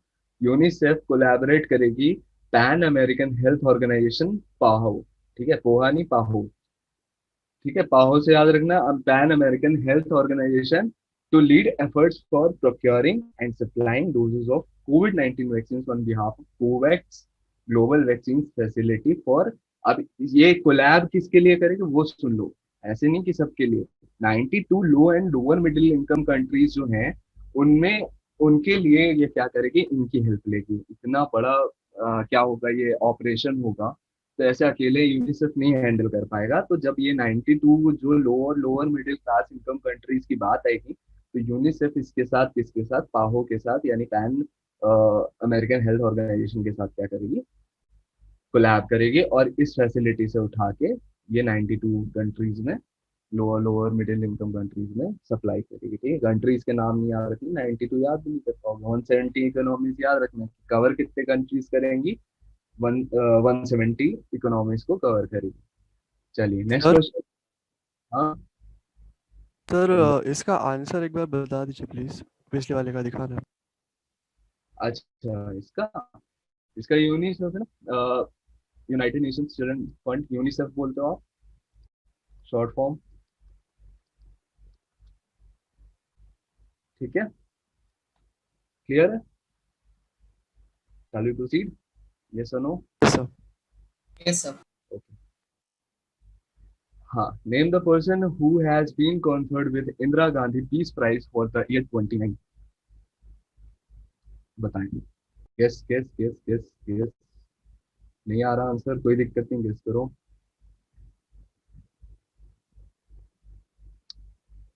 जल्दी, पेन चेंज कर लेते हैं, रेड रेड देख के मजा नहीं आता। हाँ Second option. हाँ, जल्दी बोलना है, कैसे टाइम लगा रहे हो, ठीक है, जल्दी बोलना है। और कोई, चलो मैं बता रहा हूँ अब आंसर, ठीक है। सेकंड आंसर जिसने भी बोला एकदम सही है, डेविड एटनबरो जो है, इनको मिला है Indira Gandhi peace prize award for 2019। Year कौन सा है, 2019 याद रखना। और देखो इंपॉर्टेंट पॉइंट्स इसमें, वर्चुअल इवेंट हुआ था, सब वर्चुअली चलेगा कोविड की वजह से। Former prime minister Manmohan Singh थे, उन्होंने ही इंदिरा गांधी पीस प्राइज दिया, किनको, सर डेविड एटनबरो को। ठीक है, ये क्या है, ब्रिटिश ब्रॉडकास्टर है, ये भी याद रख लेना, इनका मे भी प्रोफेशन भी पूछ सकता है, तो ब्रिटिश ब्रॉडकास्टर है। और सोनिया गांधी भी प्रेजेंट थी वहां पे। सोनिया गांधी कौन है, प्रेसिडेंट ऑफ कांग्रेस है, was also present during the event, event के टाइम पे ये भी प्रेजेंट थी। और ये इनको एक्चुअली मिला क्या है वो सुन लो, बहुत ही अच्छे चीज के लिए मिला। He wrote and presented the BBC nature documentary series the living planet, ये याद रखना है, ठीक है, ये भी इंपॉर्टेंट है। The living planet, a portray of the earth. ठीक है, इन्होंने बहुत सही तरीके से एक्सप्लेन किया है अपने इस डॉक्यूमेंट्री में, बीबीसी नेचर डॉक्यूमेंट्री सीरीज में, कि हम जो है, हमने इतना एक्सप्लॉइट कर दिया है अपने जितने भी रिसोर्सेज हैं। अभी जैसे हम सोलर एनर्जी, ग्रीन एनर्जी की तरफ मूव कर रहे हैं, उसका रीजन है क्योंकि ऑप्शन ही नहीं है हमारे पास। ठीक है, फ्यूल था उसका ऐसा एक्सप्लॉइटेशन किया हमने, इतना ओवर जैसे लिखा है यहाँ पे, ओवर मतलब ओवर यूज, एकदम ऐसा नहीं कि मतलब पूरा एकदम खत्म ही कर दो एकदम। आप देख लो एटमॉस्फेयर, अभी ये सब जो है ये हमारे कर्म ही है, कोविड-19 जो है वो कर्म ही है हमारा। जो जैसे ह्यूमन नेचर को, आप नेचर को बर्बाद करोगे, नेचर अपना लेगा भाई, रिवेंज लेगा, बिल्कुल लेगा। तो वही हो रहा है। और इन्होंने यही बताया कि हमने बहुत ज्यादा, जितने हमें जरूरत नहीं थी उससे ज्यादा हमने क्या कर दिया, ओवर रन कर दिया अपने प्लानट को, और इसके कॉन्सिक्वेंसेस खराब होंगे। ठीक है, तो इसके लिए पर्टिकुलरली, इसके लिए, इस डॉक्यूमेंट्री के लिए इनको क्या मिला, Indira Gandhi peace prize award मिला। ठीक है, नाम एक बार याद कर लो और अच्छे से, डेविड एटनबरो, इंपॉर्टेंट है, क्लियर। और क्या इंपॉर्टेंट है, ये भी, the living planet, a portrait of earth, of the. चलो अगला क्वेश्चन है, which edition of World Solar Technology Summit was inaugurated by PM Modi, recently organized by ISA and FICCI? हाँ, First. और Third. Option 3 first. ठीक है, option 3 first एकदम सही है, फर्स्ट है इसलिए यहाँ पे मेंशन किया गया है। तीन थर्ड एडिशन हो जाता है तो उसकी इंपॉर्टेंस थोड़ा कम हो जाती है। Second third fourth edition, second तक फिर भी ठीक है, याद कर पूछ सकता है कुछ भी उससे रिलेटेड, लेकिन ये फर्स्ट एडिशन था और ये इंपॉर्टेंट है। ठीक है, which edition of World Solar Technology Summit was inaugurated by PM Modi recently organised by ISM FICCI. ठीक है, तो ये कौन सा था, फर्स्ट एडिशन था। और देखो क्या है, इसमें बहुत सारे पॉइंट्स हैं, ध्यान से सुनना इसको। ये ऑर्गेनाइज किसके द्वारा किया गया है, इंटरनेशनल सोलर अलायंस। इसके बारे में आइडिया है इसको, ये जो इंटरनेशनल सोलर अलायंस है, ठीक है, पूरे वर्ल्ड की बहुत सारी इकोनॉमीज इससे जुड़ी हुई है। तो ये किसने स्टार्ट किया था, ये हमारे इंडिया ने ही स्टार्ट किया था। ठीक है, तो इसलिए ये इम्पोर्टेंट है। और इन्होंने ऑर्गेनाइज करवाया, आईएसए ने ऑर्गेनाइज करवाया, ये तो इम्पोर्टेंट है ही। समिट जो है वो इनॉग्रेट किसने किया, वो भी प्राइम मिनिस्टर मोदी ने किया। और an agreement was in between, किसके किसके बीच में एग्रीमेंट हुआ वो देख लो, ये भी इंपॉर्टेंट है, क्योंकि कि international solar alliance ISA and Seoul, south Korea की क्या है capital, based based global green growth institute. ठीक है, ट्रिपल जीआई जो है ये और आईएसए, ये दोनों ने क्या किया है, कोलैब किया है, as a part of which ISA will provide technical assistance in deploying one, ये देखना याद रखना, 1 मिलियन सोलर इरिगेशन पंप्स के अंडर, इसके अंडर होगा। ठीक है, इसमें जो डिस्कशन हुआ है आपके इस वर्ल्ड सोलर टेक्नोलॉजी समिट में, वो यही हुआ है कि हम 1 million solar irrigation pumps provide करवाएंगे। और ये किसके साथ हुआ, ये भी इंपॉर्टेंट है कि ये सियोल साउथ ऑफ कोरिया की बेस्ड एक कंपनी है, ग्लोबल ग्रीन ग्रोथ असिस्टेंस, उसके साथ इंटरनेशनल यानी आईए से मिलके इतने 1 million solar, 10 lakh solar irrigation pumps provide करवाएगी। और देखो क्या है, द असिस्टेंस विल बी, सबसे पहले कहाँ ले जाएंगे, जो थोड़े इकोनॉमिकली वीक कंट्री है, कॉन्टिनेंट है, जैसे अफ्रीकन कंट्रीज है ना, अफ्रीकन कंट्रीज, थोड़ा युगांडा, बुर्किना फासो, ये इंपॉर्टेंट नहीं है, बस अफ्रीकन कॉन्टिनेंट याद रख लेना कि सबसे पहले जो सोलर पंप्स हैं उनका सप्लाई कहाँ करेंगे, पहले अफ्रीकन कंट्रीज में करेंगे, क्योंकि वहां पे ज्यादा गरीबी है। तो Uganda, Burkina Faso, Ethiopia, Senegal, Mozambique, ये सब मैं पीडीएफ दे दूंगा, आप नाम देख लेना। And will later rolled over to other ISA member nations, फिर कवर पूरे होंगे आईएसए में, जितने मेंबर नेशंस हैं वो सारे कवर होंगे। और ISA also signed a partnership agreement with Paris headquartered international institute of refrigeration, इनके साथ भी इनने वो क्या किया है, कोलैब किया है आईएसए ने, किसके साथ, ये भी इंपॉर्टेंट है, पेरिस में ये कंपनी है इंटरनेशनल इंस्टीट्यूट ऑफ रेफ्रिजरेशन। ठीक है, ये इंपॉर्टेंट है, इनका अलग है। ठीक है, ये सियोल वाली कंपनी के साथ सोलर इरिगेशन पंप्स दे रहे थे, और इनके साथ जब कोलैब करेंगे इंटरनेशनल इंस्टीट्यूट ऑफ रेफ्रिजरेशन के साथ, जो पेरिस बेस्ड, जिसका हेडक्वार्टर पेरिस में है, तो solar heating and cooling demonstration projects in member countries ये इंस्टॉल करेंगे। ठीक है, सोलर हीटिंग और कूलिंग जो प्रोजेक्ट्स रहेंगे उस पर काम करेंगे, किसके साथ, पेरिस बेस्ड इस इंस्टीट्यूट के साथ। क्लियर, इसमें कुछ डाउट नहीं होना चाहिए आई गेस। और आगे चलते हैं, फर्स्ट एडिशन था इसलिए इंपॉर्टेंट था, आगे आते हैं।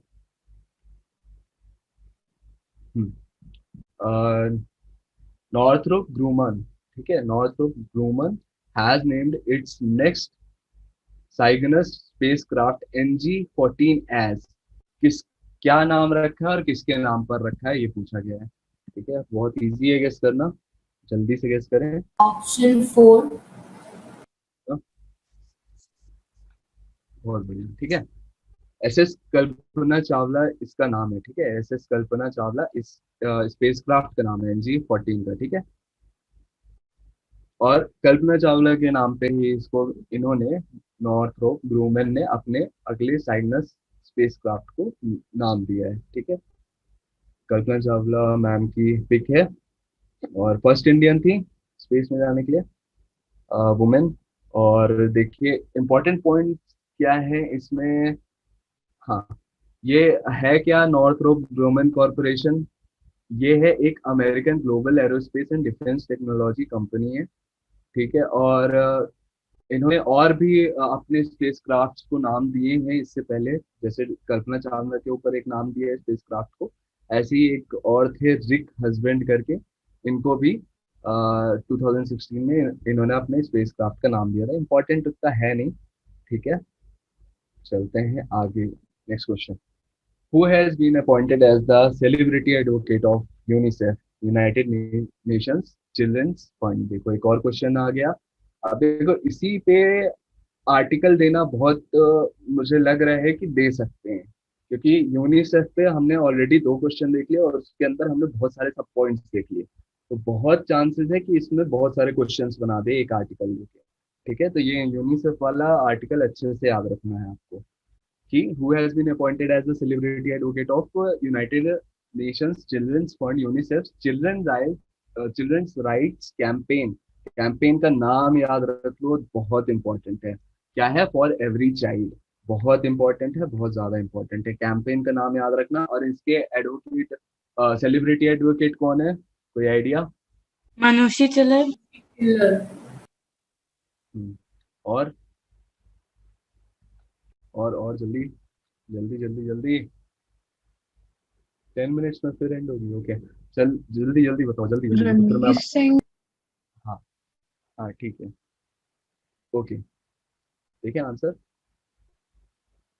चलो, आयुष्मान खुराना इसका आंसर है। ठीक है, याद रखना आयुष्मान खुराना, आयुष्मान खुराना। आर्टिकल 15 से याद रखना, इनकी मूवी आई थी ना आर्टिकल 15, तो एडवोकेट और आर्टिकल 15 या मतलब कुछ ऐसा पॉलिटी से आप रिलेट कर पाओगे तो क्या है, आयुष्मान खुराना को यूनिसेफ का एडवोकेट, सेलिब्रिटी एडवोकेट बनाया गया है। इसमें होगा क्या क्या, जल्दी से देख लेते हैं।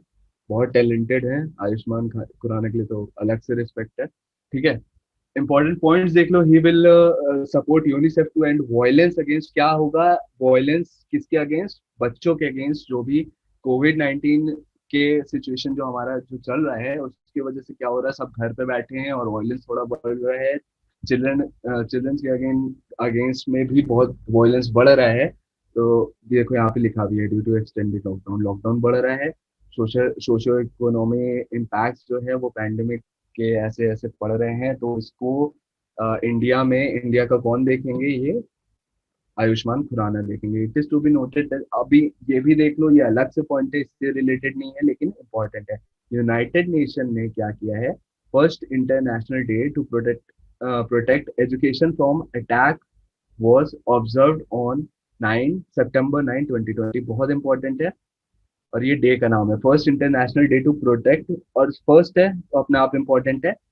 क्या प्रोटेक्ट करना चाह रहे हैं इसमें? Education from attack. इसका मतलब क्या हुआ? अवेयरनेस दे रहे हैं लोग, safeguarding schools as places of protection and safety for educators and students. Educators और स्टूडेंट्स की को ढंग से अच्छे से एजुकेशन मिलते रहना चाहिए, उसके लिए इन्होंने international day to protect education from attack observe किया। कौन से? सितंबर 9 2020 पे। चलिए अब फटाफट बढ़ेंगे आगे क्योंकि अभी 10 मिनट का फिर वो दिखा दिया। Who has won US Open 2020 140th edition in women's single category? जल्दी एक हिंट देता हूँ, अगर मेरे पिछले क्लास में कोई था, फोर्ब्स के एथलीट में टॉप पे यही है, टॉप अर्निंग में। जल्दी बताओ। Naomi Osaka. Serena Williams. Naomi Serena Osaka. Williams. Serena Williams. Okay okay ठीक है, नाओमी ओसाका आंसर है। और एक करंट अफेयर और बता दिया साथ साथ मैंने, क्या कि फोर्ब्स की 100 लिस्ट में टॉप पे है, टॉप अर्निंग एथलीट में विमेन में नाओमी ओसाका है। ठीक है, ये नाओमी ओसाका की पिक है। और हाँ, इसमें क्या यूएस ओपन में देखा जाए तो मेंस सिंगल्स किसने जीता है? डोमिनिक थीम ने, ये भी इंपॉर्टेंट है, ऑस्ट्रिया की है ये। विमेन सिंगल तो बता ही दिया, जापान की है ये। मेंस डबल्स में वैसे पूछता नहीं है, मेट पेविक और ब्रूनो सोर्स है। और वुमेन्स डबल में लॉरा और वेरा है। ठीक है, तो मेन और विमेन्स याद रखना है। अच्छा, ग्रैंड स्लैम पता है क्या होता है? जल्दी बताओ, किसी को पता तो। बहुत इंपॉर्टेंट होता है क्योंकि ग्रैंड स्लैम अगर कोई जीत गया तो उसका नाम तो पूछता है करंट अफेयर में, 100% श्योरिटी हो जाती है इस क्वेश्चन की। ठीक है, चलो मैं ही बता देता हूँ, टाइम नहीं है। इसमें 4 जो पूरे ईयर में होता है, एक यूएस होता है, एक यूके होता है, एक फ्रांस होता है, एक ऑस्ट्रेलिया होता है। ठीक है, 4 आपके जैसे यूएस ओपन अभी हमने पढ़ा, यूएस ओपन किसने जीता है? नाओमी ओसाका ने। ऐसे यूके, यूके को क्या बोलते हैं हम, विंबलडन भी बोलते हैं, आपने विंबलडन नाम से ज्यादा फेमस है, विंबलडन बोलते हैं। और ऐसे फ्रेंच ओपन होता है, आपको याद होगा। और ऐसे क्या होता है, हाँ, ऐसे क्या होता है, एक ऑस्ट्रेलिया ओपन होता है। अगर ये चारों का चारों, ठीक है, एक ही जन, जैसे नाओमी ओसाका जीती थी, तो चारों के 3 बार जीत चुके हैं ये। तो अगर ऐसे चारों के चारों जीत जाता है कोई, तो उसको ग्रैंड स्लैम बोलते हैं। मतलब उन्होंने पूरे के पूरे फ्रेंच ओपन, यूएस ओपन सब जीते हैं, तो उसको ग्रैंड स्लैम बोलते हैं। चलो आगे बढ़ते हैं। Hmm, Mundra port terminal is located in which state? जल्दी। तमिलनाडु। हाँ, तमिलनाडु। और और लोथल कहाँ पे है? गुजरात। गुजरात। लोथल। गुजरात। ओके, ठीक है। आपका इसमें आई गेस आंसर गलत लिखा हुआ है। Okay, I will check. Okay, कोई चेक करना, महाराष्ट्र नहीं है आई गेस, मैंने गलत लिखा हुआ है। ओके, गुजरात, ठीक है, गुजरात आंसर है। आप पीडीएफ में करेक्ट कर लेना, ठीक है। इसका आंसर गुजरात है, महाराष्ट्र लिखा हुआ है यहाँ पे ऑप्शन में, ये गलत है। फोर्थ है इसका आंसर, ठीक है। देखिए, इसके लिए आर्टिकल आपके सामने ऐसा आएगा, ऐसा दिखेगा आर्टिकल क्या, a proposal to transfer partial ownership of a terminal at India busiest Mundra port to a Chinese company is now under the scanner of ministry of external affairs and ministry of home affairs. हुआ क्या है कि Adani group ने एक क्या किया था, Chinese company के साथ कोलैब करके इन पे कुछ प्रोजेक्ट्स स्टार्ट करने वाले थे। तो अब क्या है, अब यही आपको पता है, इंडिया चाइना के बीच में बहुत टेंशन चल रहा है। तो मिनिस्ट्री ऑफ एक्सटर्नल अफेयर और मिनिस्ट्री ऑफ होम अफेयर्स क्या कर रही है, आके उस पे अब क्या करेगी, एक सर्विलियंस करेगी और देखेगी, स्कैन करेगी कि सब कुछ सही है कि नहीं है, और ट्राई करेगी कि ये डील कैंसिल हो जाए, है ना। चाइना से हमारे टर्म्स अच्छे चल नहीं रहे। आपको डेली न्यूज सुनने मिलता होगा कि चाइना ने ये कर दिया, वो कर दिया, यहाँ अंदर तक घुसा है, कुछ काम नहीं है इनके पास। ठीक है, गंदगी फैलाओ बस, ठीक है। तो आर्टिकल देखिए, आपका आर्टिकल ऐसा आ सकता है, ठीक है, आर्टिकल आ सकता है, थोड़ा बड़ा आएगा आर्टिकल, और उससे क्वेश्चन ऐसा बोल देगा। देखिए, इसमें कहीं मेंशन नहीं है कि ये मुंद्रा पोर्ट है किस स्टेट में। तो आपसे ऐसे ये आर्टिकल देके आपसे ऐसा क्वेश्चन पूछ देगा कि मुंद्रा पोर्ट टर्मिनल जो है वो किस स्टेट में है, आप बताओ आप। तो आपको बताना पड़ेगा कि कहाँ है, गुजरात में है, ठीक है। इसका मैं पीडीएफ दूंगा, तो आप करेक्ट कर लेना, या मैं करेक्ट करके ही पीडीएफ दे दूंगा आपको। चलो, अगला क्वेश्चन है, who has been appointed as the brand ambassador of Great Learning, ठीक है। Again important question, Great Learning के ब्रांड एम्बेसडर कौन बने, जल्दी। Second option. Okay, Virat Kohli बिल्कुल सही है। Will lead power ahead campaign रहेगा, ग्रेट लर्निंग के अंदर एक पावर अहेड कैंपेन रहेगा। वो कौन लीड करेंगे, ब्रांड एम्बेसडर उसके कौन रहेंगे, विराट कोहली, ठीक है। चलो, अगला क्वेश्चन है, विच बैंक पार्टनर्ड, बहुत इंटरेस्टिंग क्वेश्चन। और अभी ध्यान दोगे तो आगे के क्वेश्चन बन जाएंगे। Which bank partnered with Titan to launch India's first contactless payment watch name Titan? Titan pay, ठीक है, टाइटन पे नाम है घड़ी का। और कौन सा टाइटन के साथ किसने कोलैब किया है, ये पूछ रहा है, कौन सा बैंक है, फटाफट। SBI. HDFC। HDF। SBI is the right answer, ठीक है। मैं एक ही आंसर लूंगा, जो जल्दी बोल दिया उसका मैं सुनूंगा, ठीक है, और आप बता दूंगा मैं आंसर फटाफट, तो जल्दी जल्दी करना है। टाइटन जो है, टाइटन कंपनी लिमिटेड नाम है, ठीक है। One of the world's fifth largest watch manufacturer है, ठीक है। पता हो नहीं पता हो आपको, ये किससे कोलैबोरेट की है, स्टेट बैंक ऑफ इंडिया से, यानी एसबीआई से, क्लियर। और देखो इसमें क्या है, पावर्ड बाय यूनो सुना होगा आपने, यू ओनली नीड ओनली, इसका ये ऐसा सिंबल रहता है कुछ, इसका ऐप भी आता है अलग से। और ये देखिए ऐसा कुछ वो रहेगा आपका, कि आप वॉच यहाँ पे, इस पे स्कैनर लगा रहता है जो मशीन में, तो वहां से डायरेक्ट आपका स्कैन कर लेगा, और पिन विन डाल के जो भी होगा, इसका जो भी सिस्टम है वो देखना पड़ेगा। बाकी कॉन्टैक्टलेस आपकी पेमेंट फंक्शनैलिटी हो जाएगी, और फर्स्ट टाइम इंडिया में, इसलिए इंपॉर्टेंट है। और देखो, सीके वेंकट रमन कौन है, एमडी है टाइटन के। और रजनीश कुमार क्या है, ये है चेयरमैन ऑफ एसबीआई। ये बहुत इंपॉर्टेंट है दोनों, ठीक है। ये सीके वेंकट रमन का धोखे से भूल भी जाए, ये नहीं भूलना चाहिए कि रजनीश कुमार चेयरमैन है एसबीआई के। अगला question, Yoshihide Suga has been appointed as the new prime minister of which country? South Japan. Korea. Japan. बिल्कुल सही, जापान जिसने बोला बहुत सही है, जापान बिल्कुल सही है। ये इनकी पार्टी का नाम याद रख लो, सिंजो अबे को इन्होंने रिप्लेस किया है। सिंजो अबे कब से प्राइम मिनिस्टर थे, बट उनकी अभी हेल्थ डाउन चल रही है, तो इसके वजह से क्या है, इनको योशिहिडे सुगा इनको पीएम बना दिया गया है। और पार्टी इनकी देख लो, पार्टी का नाम है इनके लिबरल डेमोक्रेटिक पार्टी, एलडीपी। ठीक है, और इनकी अभी मेजोरिटी भी चल रही है जापान पार्लियामेंट में। चलिए नेक्स्ट क्वेश्चन देखते हैं। Which metro launch India's first indigenous signalling technology name IAT? इसका तो आंसर दिख गया आपको। स्टिल क्या है इसका आंसर? दिल्ली मेट्रो है। इसमें क्या है, क्वेश्चन क्या बोल रहा था? India's first indigenous signalling technology named IATS, automatic train supervision. तो ये कहाँ स्टार्ट हो रहा है?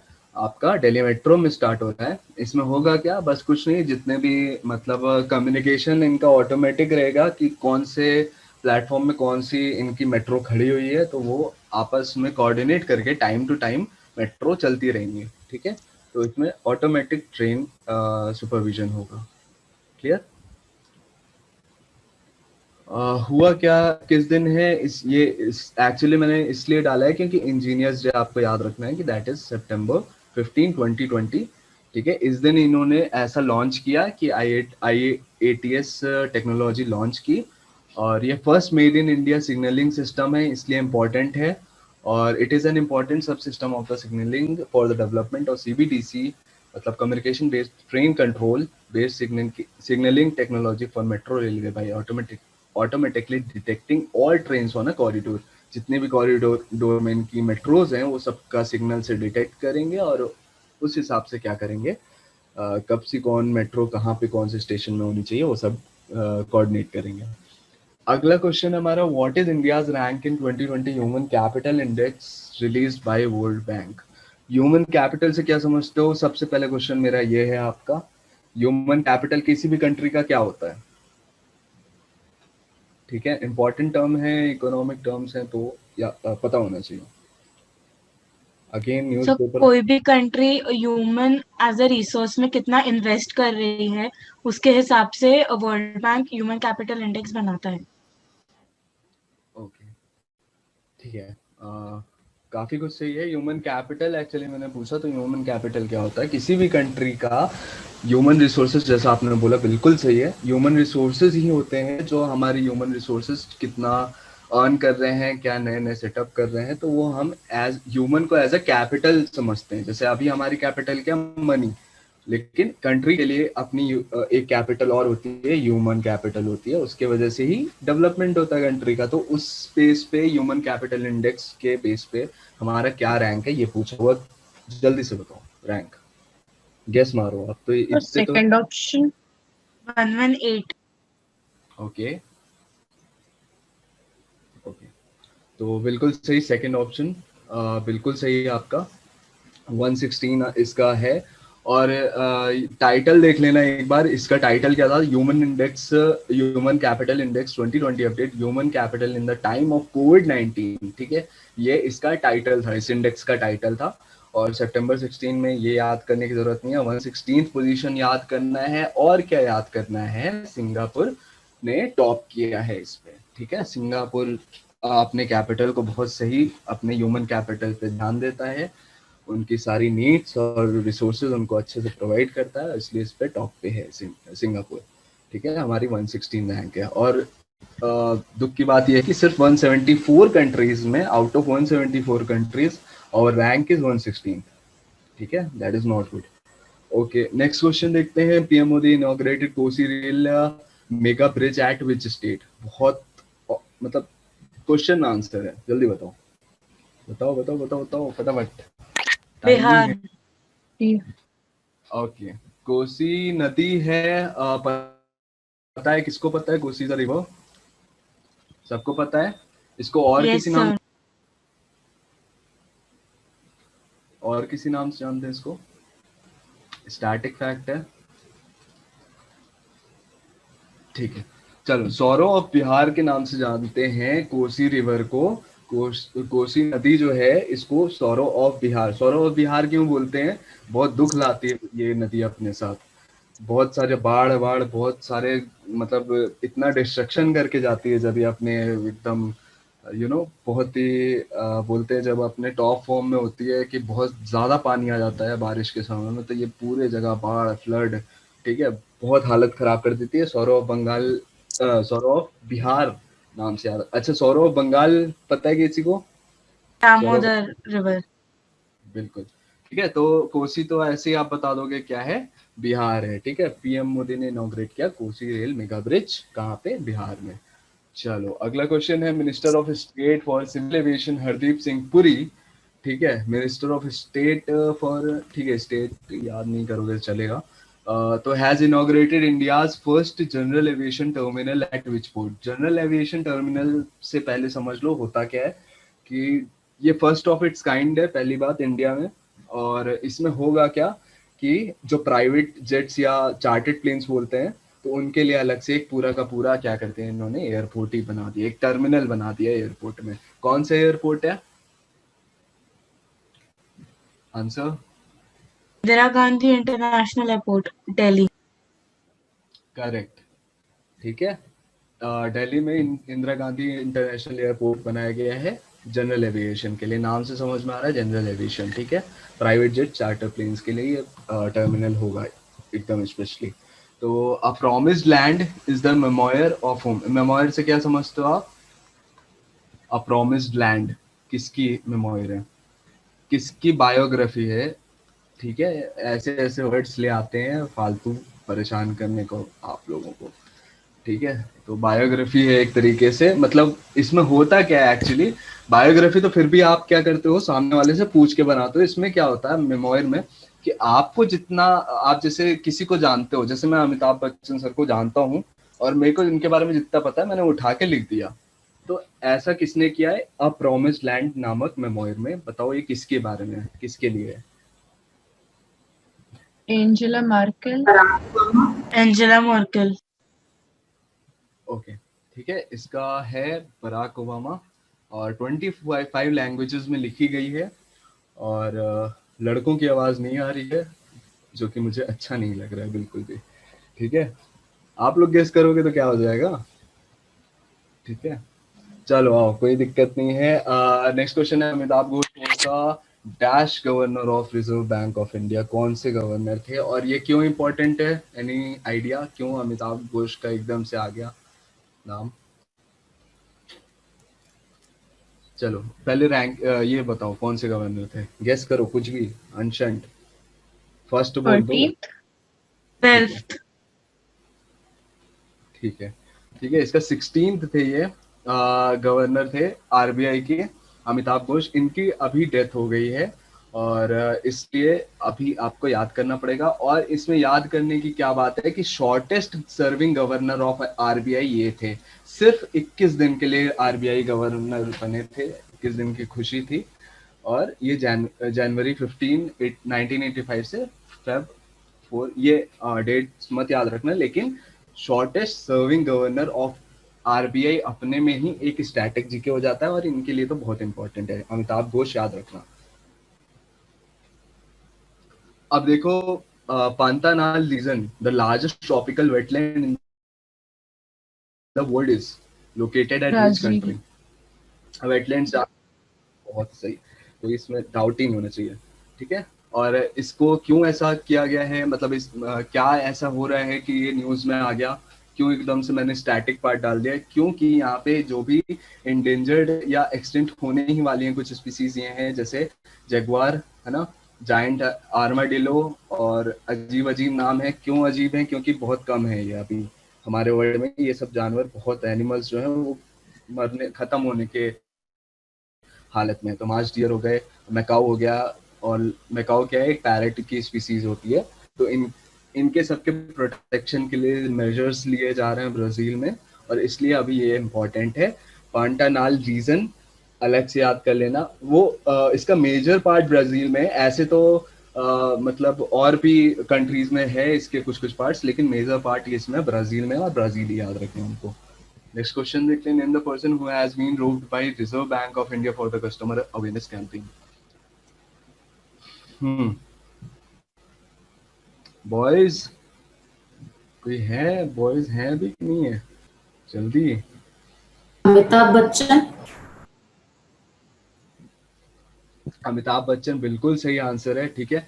ये तो यार आपके टीवी में कितने एड्स आते हैं, अमिताभ बच्चन आगे कैंपेन करते रहते हैं, इनको ये फिल्म मत बताना, इनको फोन कॉल उठाना तो ये मत करना। फोन कॉल्स में भी इनके मैसेज, रिकॉर्डेड मैसेजेस आ रहे हैं बहुत सारे, तो ये तो बहुत इजी था आपका। Name the person who has been rocked by RBI, किसके लिए? कस्टमर अवेयरनेस कैंपेन के लिए। तो कौन है? अमिताभ बच्चन है। एड में आते बताते रहते हैं कि शेयर मत करो अपनी चीजें, अपनी इंफॉर्मेशन, अपनी डिटेल्स, बैंक डिटेल्स वगैरह, है ना। फैक्ट देख लो, फैक्ट मे भी पूछ सकता, मे भी नहीं पूछ सकता, इतना इंपॉर्टेंट है नहीं, फिर भी देख लो, बहुत प्राउड फीलिंग आएगी कि आरबीआई जो है हमारा वो most popular central bank world में हो चुका है। किसमें? ट्विटर में। कितने lakh followers? 9.66, around 1 million followers. While US federal reserve जो कि वर्ल्ड का मोस्ट पावरफुल सेंट्रल बैंक है, उसके बस 6.6 लाख फॉलोअर्स हैं। ठीक है, अच्छा लगा, अच्छा फील हुआ। तो आरबीआई टॉप पे है ट्विटर अकाउंट में, सोशल मीडिया अकाउंट में, पॉपुलर सेंट्रल बैंक में के जितने भी अपन देखते हैं। ठीक है, अब अगला क्वेश्चन है, which company has launch campaign named contactless connections. जल्दी बताओ, ये तो सब सही बताओगे, गलत हो जाएगा नहीं तो। जल्दी।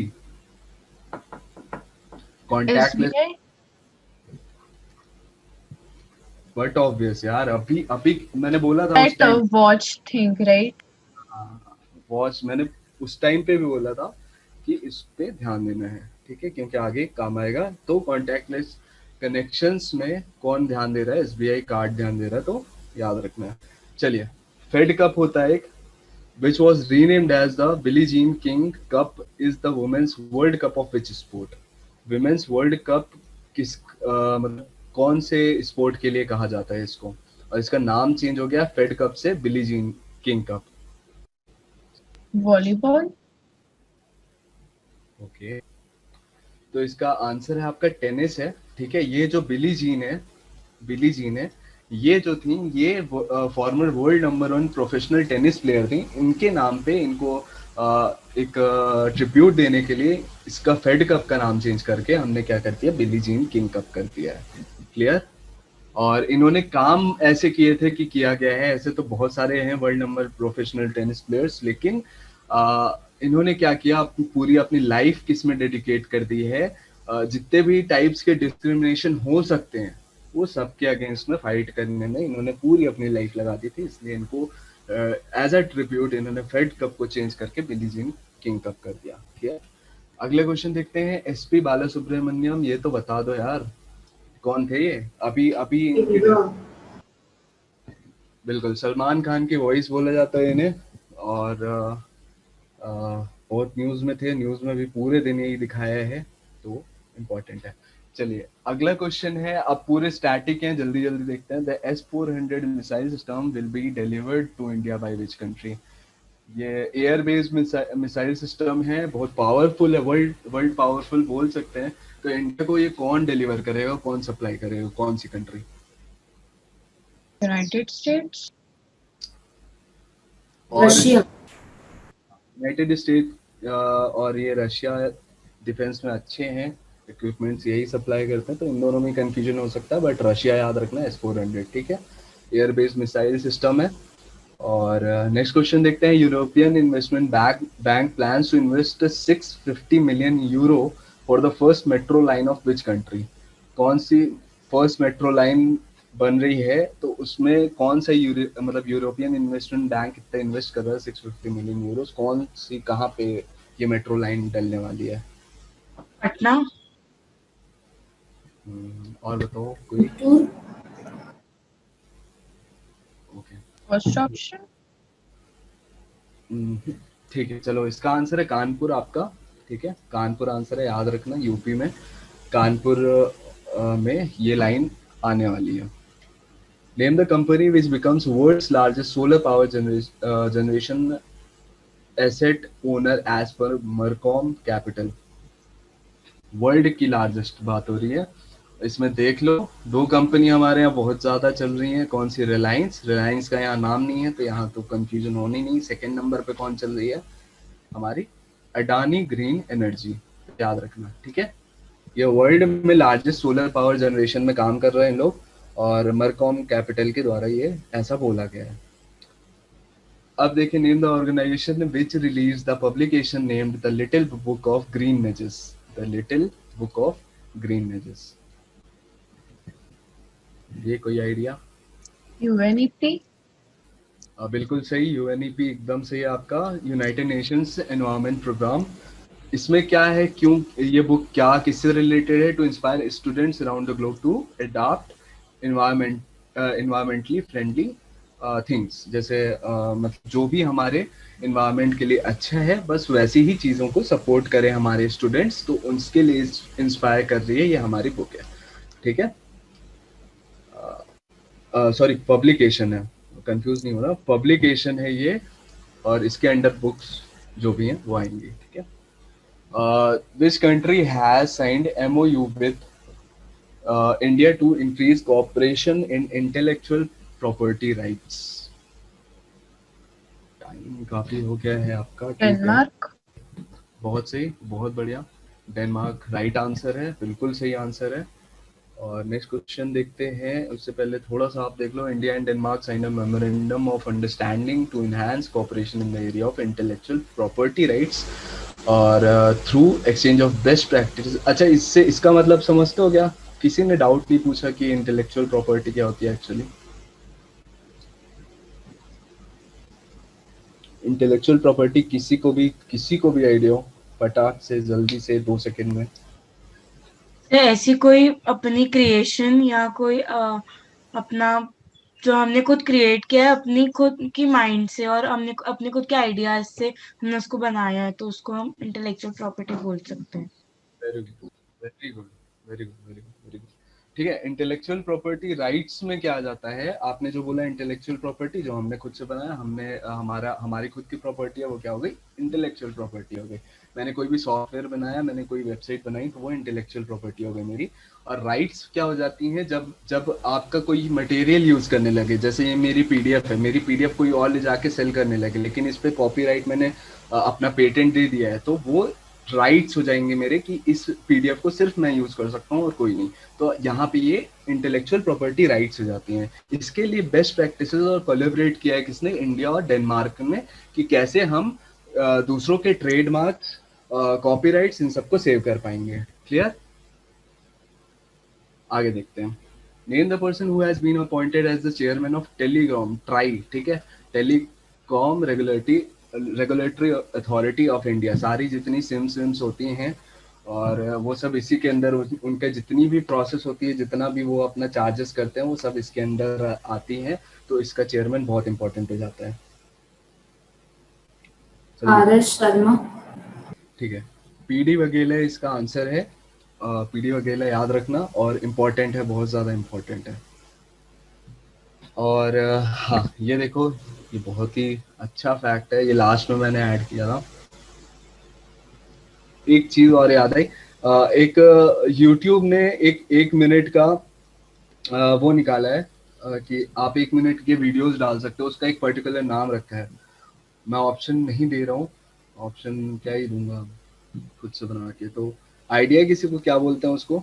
YouTube में 1 मिनट के वीडियोस आ रहे हैं अभी, 1 महीने 2 महीने से देख रहे होगे आप। इंपॉर्टेंट है, पूछ सकता है। टिकटॉक वगैरह को रिप्लेस करने के लिए, उसकी जगह लेने के लिए ये किया गया है, ठीक है। तो इसका नाम है शॉर्ट्स, ठीक है, याद रखना।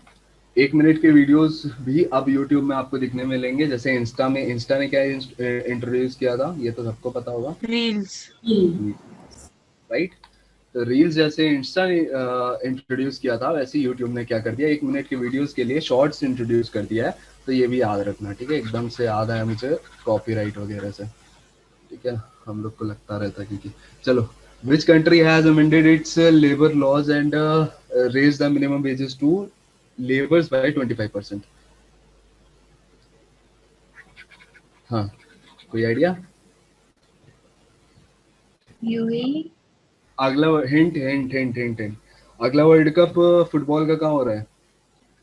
प्रीवियस लेक्चर में अगर कोई था तो वो बता सकता है। चलो, कतर आंसर है इसका, ठीक है। और ये क्या करेंगे, 25% मिनिमम वेजेस है ना, जैसे 500 रुपए दे रहे थे तो उसका 25% सीधे बढ़ा देंगे, और उस मतलब उतने प्राइस में, जैसे 25% बोला ना, तो 25% मिनिमम वेजेस को और इंक्रीज उतना देना ही पड़ेगा आपको। और इसका ये भी देख लो, 25% मतलब कितना हो रहा है इनका पता है? इंक्रीज करने के बाद 1000 रियाल्स पर मंथ, मतलब ये 18-19 हजार के आसपास इनकी एक लेबर की वहां पे पेमेंट होगी, ठीक है। और which union ministry announce that parole and furlough is not an absolute right of prisoners. इतना इंपॉर्टेंट नहीं है बट मे भी पूछ सकता है, ठीक है। कोई idea? Ministry of Law and Justice. देखिए, कंफ्यूजिंग है इसलिए मैंने इसको रखा है। मिनिस्ट्री ऑफ होम अफेयर्स ने इसे ऐसा बोला है कि आप जरूरी नहीं है किसी को भी पैरोल पे छोड़ दो बिना उसका सेंटेंस कंप्लीट किए, और ना फरलॉ पे, ठीक है। तो ये इम्पोर्टेंट है। और देख लो, एक सेकंड किसान रेल चली है। फर्स्ट किसान रेल मैंने बता दिया था कि महाराष्ट्र से कहाँ तक चल रही है, बिहार तक चल रही है। और सेकंड किसान रेल भी इंट्रोड्यूस कर दी गई है, ये 2 सिटीज को कनेक्ट करेगी। डायरेक्ट आंसर पे चलते हैं बिना टाइम वेस्ट किए, कहीं टाइम है नहीं। अनंतपुर और दिल्ली को कनेक्ट करेगी, ठीक है। और देख लो जल्दी से, हाँ, इंडियन पर्सनालिटी कौन सी है Indian celebrity voice of Amazon Alexa? मैंने बोला था लास्ट में बहुत इजी इजी आंसर रहेंगे, क्वेश्चंस रहेंगे। तो अमेजोन एलेक्सा की अब वॉइस कौन सी सेलिब्रिटी बनी है, जल्दी? Amitabh Bachchan. Amitabh Bachchan. Correct correct correct correct correct, Amitabh Bachchan is the right answer. और आप लोग जा सकते हैं, नमस्ते। ठीक है, थैंक यू सो मच। आप, आई होप सबको पसंद आया होगा लेक्चर।